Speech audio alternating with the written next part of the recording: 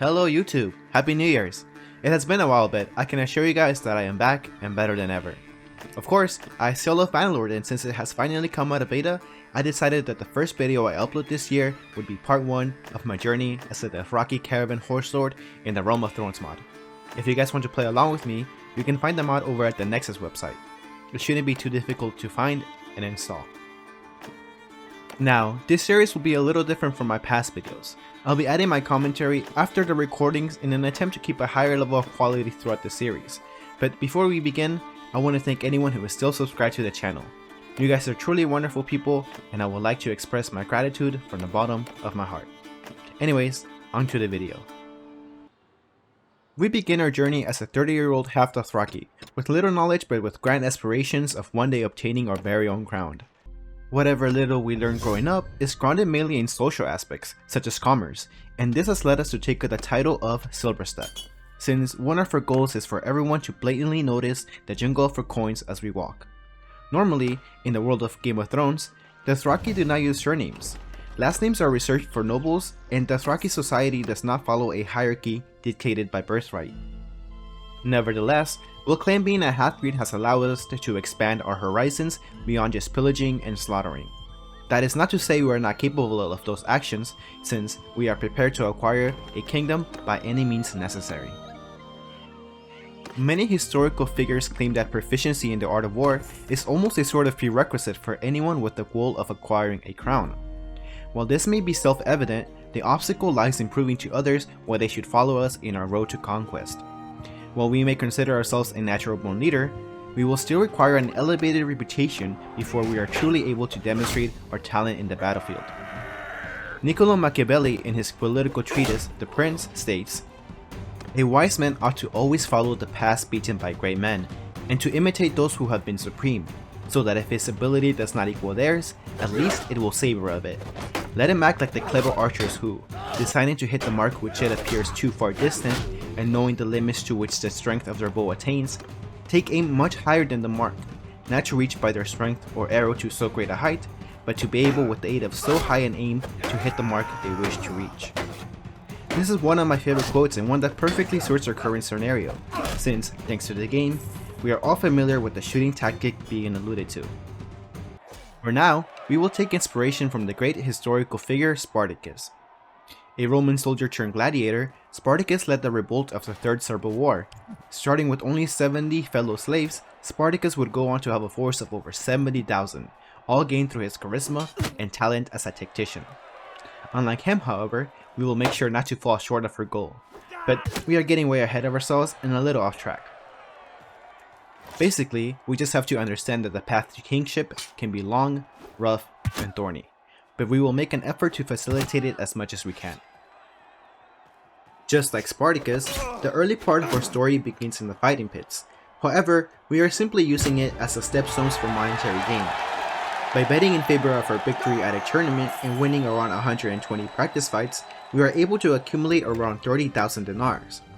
I do admit that it was a little bit of a grind, but definitely worth it in my opinion. It serves to prevent the lack of coin from limiting our plans in the early game and allows us to start trading so that we can begin investing in companions, caravans, and higher tier troops as soon as possible. All of these will be necessary if we want a chance of achieving greatness. Now, trading isn't rocket science in this game. We simply buy low and sell high. I'll even let you guys know the system I use in case anyone wants to replicate it. Beginning at Qohor, you can buy cheap wood, silk, clay, and more to sell at Sath. This town will in return have cheap salt, grain, and beasts of burden. You can then sell these products to the merchants in Issaria, located directly south. Here you can restock on tools, hardwood, and clay to sell at Draconis even further to the south. Finally, Draconis will always supply you with cheap grapes, wine, and hogs, which you can sell back at Qohor for a decent profit. Furthermore, if the supply and demand of the towns happen to reach an equilibrium, Draconis will always be in need of grain. Norbos and Menetragos can be found to the east, and serve as another venue to trade with whenever you need the towns to replenish their stock of lower priced goods. Unfortunately, Norbos doesn't really offer much apart from simply being another place to sell hardwood, velvet, and the other goods from Qohor. Menetragos is similar, but it can at least provide tea grain to sell the Draconis. You guys might remember two of these towns from House of the Dragon. In the show, they provided King Viserys not only with new tapestries, but also with a good laugh. Now, if you guys didn't know, Bannerlord operates at an accelerated game time. In the campaign, 1 year is composed of 4 months, portrayed as the seasons. Each month has 3 weeks of 7 days, and after some in-game weeks of trading and completing easy side quests, we come across Jaqen H'ghar, the first of our Caravan leaders. I will give a quick summary of who he is, but I am sure, as he is an audience favorite, that you guys will already be familiar with him. In simple terms, Jaqen is no one. The name simply serves as an alias for one of the faceless men of Braavos, a feared order of assassins capable of changing their appearance at will. In the show, Jaqen eventually trains Arya, but it is never explicitly stated that her master is the same person she met in Westeros. Ultimately, it can be considered irrelevant since at their core, members of the organization give up their identities and are thus, in a sense, interchangeable. This means that the person we are hiring does not explicitly have to be the same one Arya met while heading to the wall. Pretty cool in my opinion, and this explanation helps with my own personal immersion. We then continue to finish a side quest by clearing a bandit hideout. We decided to duel the bandit leader, but after defeating him, someone ends up yelling Craven. I assumed the insult was targeted at us by one of our fellow Dothraki, since we were using a shield in the fight. As a result, we vowed to never use one again. Eventually, we reach Clan Tier 1, and after recruiting a few more troops, we meet with... Jaime fucking Lannister. That is right, we run into one of the best swordsmen in the Game of Thrones universe, the Kingslayer. Unlike Jaqen, however, we can't really explain why he is a hireable companion. For the sake of my immersion, I like to believe this mod follows the multiverse theory, and that in this timeline, Jaime manages to escape from Robb Stark's army only to find out Cersei cheated on him with his cousin. Looking for a change of scenery, he would have left for Essos with his right hand still in pristine condition. This is further supported by the small conversation we have with him at the tavern while we were offering him a role as a Caravan leader. He decides to take the job, and our Caravan empire ends up doubling in size.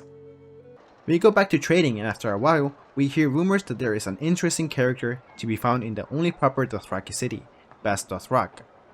Meaning City of Riders in our native tongue, this city is located beneath the Mother of Mountains and near the lake known as Womb of the World, both spiritual sites. Here, we meet Jaime's brother, Tyrion Lannister, the famous imp. If we continue with our multiverse theory, we'll just say that he ran away to Essos after the Battle of Blackwater and managed to get himself captured by some Dothraki. We decide to pay his debts and hire him to be a Caravan leader alongside his brother. We also participate in a tournament in our homeland, but since it is forbidden to spill blood in Bast Dothrak, we'll just assume the grounds where the fighting took place to be just outside the confines of the city. We win the bout and decide it is time to leave the lands we know and search for glory as a mercenary group. We hear there's a new queen to the south of us, one that once had ties with the late Khal Drogo, and we decide to enter into her service. In one of her cities, we also meet a person by the name of Viserys. After noticing he might prove useful, we hire him and promise to make him a Caravan leader once we accumulate enough funds to hire qualified troops for him. In many of my past playthroughs, Daenerys quickly gets married and actually perishes during childbirth. I will assume that the Game of Thrones universe is similar to that of the Roman Empire in the sense that it can be estimated that about 1 in 50 women die giving birth. House of Dragon also showed us that those in power are no exception to the statistic with the deaths of Aemma Targaryen and Lyanna Velaryon. Cursed from birth, women of the time are usually wed to the highest bidder and or expected to use their bodies for procreation, the ultimate goal in a dynastic marriage. On the other hand, the men in power, or those seeking an accelerated method of attaining it, like ourselves, marry for influence and not love. If marrying Daenerys was an option, we would have happily pursued it. Unfortunately, that isn't possible in this particular mod, and so we will have to look elsewhere. Regardless of her lack of interest in us, Daenerys is still our current employer, and has found herself at war with the Dragonstone faction. Waving an Onyx banner stamp with the Crimson Dragon, we head towards Westeros, making sure to attack any bandit crews and clearing out bandit hideouts along the way. In less than a week, thanks to our first 3 caravans, we are able to raise more than enough dinars for Daenerys to have his own trading convoy. We eventually reached the Stepstones, the place where Daemon Targaryen, together with Corlys Velaryon, fought the Dothraki over its control in House of the Dragon. Here we notice that a war is raging on between Dorne and Myr, with Myr stationing their troops near the coast of Essos. While we are still contracted with House Targaryen, we decide it might be in our best interest to pay attention to the conflict, at least while we familiarize ourselves with this side of the world. Fate, however, led us to a chance encounter with the leader of the Dornish faction, Prince Doran Martell. After examining us and our followers, he was gracious enough to offer the hand of her niece, Oberyn Sand. Now, I am not sure if the Dothraki know about the Westeros system where illegitimate children are given different surnames, or if they would even care. Ultimately, Oberyn Sand would appear to us as a close relative to the king of a pretty substantial kingdom. We would further be informed of her prowess as a warrior and her title as the Elder of the Sand Snakes. A master of the spear, she embodies Dornish culture to an almost poetic level, given that their banner is the sun being pierced by her weapon of choice. She might not be the best looking of her sisters, but I am sure she would bear us the strongest heir. After contemplating for a bit, we agreed to take her hand and pay the ruler of the land a small fortune as her reverse dowry and add some pottery and a horse, the latter serving as a way to show our appreciation since the Dothraki language lacks a word for showing gratitude. Okay guys, I think this is where we'll end our first episode. To summarize, we reached Clan Tier 1, acquired 4 caravans, received a mercenary contract, and got married. Thank you so much for watching, and I hope you guys enjoyed watching it as much as I enjoyed playing it. If you did, make sure to hit the like button and subscribe. More videos are soon to follow, as part of my New Year's resolution is to consistently upload more. Just so you guys know, it only gets more entertaining from here on out. Let me know in the comments if you subscribed or were part of the original crew. I want to thank you personally. Anyways, I'll see you guys in the next one. Peace.